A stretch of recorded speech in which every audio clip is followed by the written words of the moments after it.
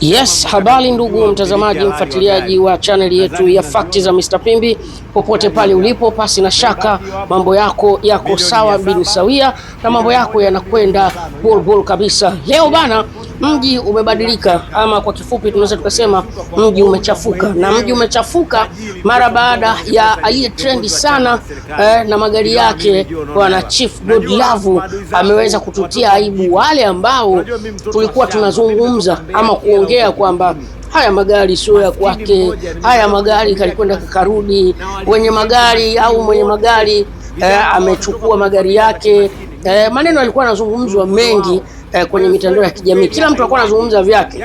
Mimi Mr. Pimbi kuna namna ambavyo nilikuwa nazungumza, lakini pia hata wazungumzaji wengine, lakini hata nyinyi mashabiki kuna namna ambavyo na nyinyi mlikuwa mnazungumza kwenye comment. Kwa hiyo aibu kama hii ni aibu ambayo imetukuta sisi sote kwa pamoja. Imenikuta mimi, imekukuta na wewe. Kumbe habari iliyopo ama habari kamili ni kwamba Chief Godlove ameamua kuhamia Kenya.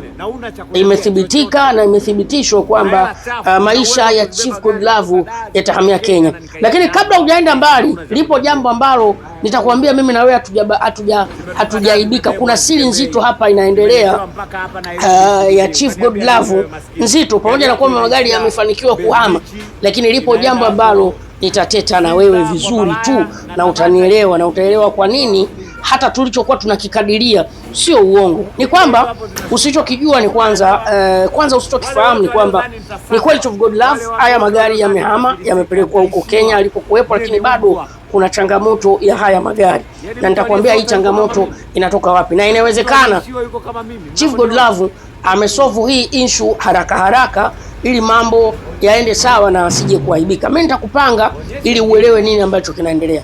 Ni kwamba kwanza kinachoendelea ni kweli yale magari yalikamatwa na polisi. Hii ndo exclusive sasa nakupa.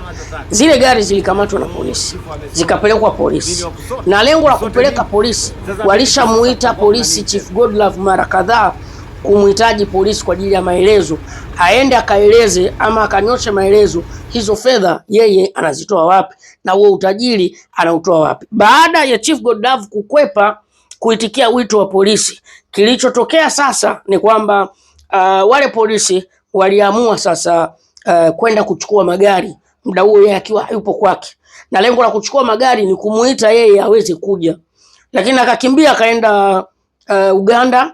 Baada ya kwenda Uganda akakimbia akaenda Kenya. Kwa hiyo mwenye magari sasa, mmiliki mwenyewe mwenye magari ndio nakupasha hizi sasa, sio mwenye magari alichukua, ni polisi walitaka kupata taarifa juu ya hizi gari.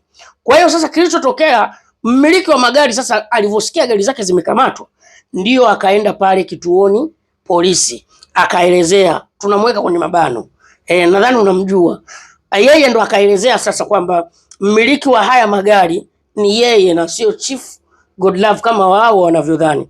Kwa hiyo wakasema sisi tunamhitaji Chief Godlove hapa kituoni. Kwa hiyo mambo yakaenda sawa, si unajua tena mkono mrefu, mambo yakawekwa sawa pale. Tajiri akachukua magari. Baada ya tajiri yule kuchukua magari, hatua aliyoichukua ni kumnunia Chief Godlove, lakini baadaye Chief ni kama ameomba msamaha sana kwa huyu tajiri, na ni kama ni watu ambao wana mahusiano ya karibu, yani wanafahamiana vizuri. Inawezekana hata pia kuna biashara wanafanya pamoja, ama yule tajiri anamtuma Chief Godlove katika biashara zake.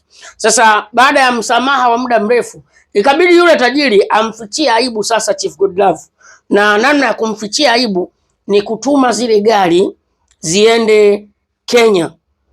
Baada ya kwenda Kenya, ndo Chief Godlove sasa amerekodi hizo video na nini na kututishia sisi, lakini uhalisia ni kwamba Chief Godlove hizo gari zilikamatwa, na baada ya kukamatwa akahitajika afike, yeye akakimbia. Na anakimbia kwa sababu kumekuwa pia kuna malalamiko ya baadhi ya watu wakilalamika kutapeliwa, baadhi ya watu wakilalamika kuibiwa. Hizo ni according to rumors nilizozisikia. Kwa hiyo kuna baadhi ya watu wanalalamika, wananchi, raia. Kwa hiyo kule kumbe kesi sio moja, kesi ziko nyingi pia za ulaghai ama udanganyifu kwa ninavyoelewa mimi. Sasa kilicho happen ni kwamba Chief Godlove akastuka hiyo issue mapema, na ndio maana nimekwambia kwamba yeye chifu sasa hivi atakuwa akiishi wapi? Atakuwa akiishi Kenya. Nitakuwekea sauti kidogo uisikie hiyo sauti ambayo anasema yeye kuanzia sasa na kuendelea atakuwa anaishi Kenya. Kwa utaamini kile ambacho Mr. Pimbi nakizungumza. Nakaa kimya kwa sekunde chache tu usikie hiyo audio ambayo yeye amezungumza maisha yake atakuwa anaishi wapi huko Kenya. Sikiliza.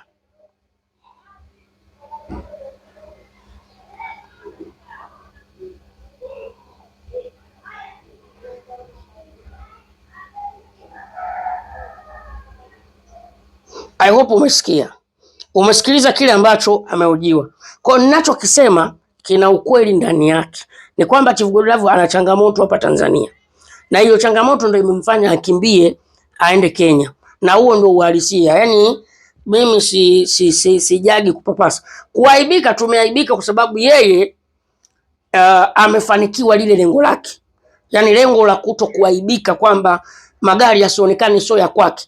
Kwa hiyo kafanya ujanja wake, imeonekana magari ni ya kwake na ni mali yake baada ya kupenya penya. Lakini uhalisia hauko hivyo. Uhalisia ni kwamba Chief Godlove hizi gari sio za kwake. Nyuma yake kuna tajiri ambaye ndio mmiliki wa hizi gari. Kilichotokea ndio hicho nilichokusimulia. Kwa hiyo mimi niseme tu haya maisha ya ujanja ya Chief Godlove yana muda wake, yana ukomo wake, yana kikomo chake.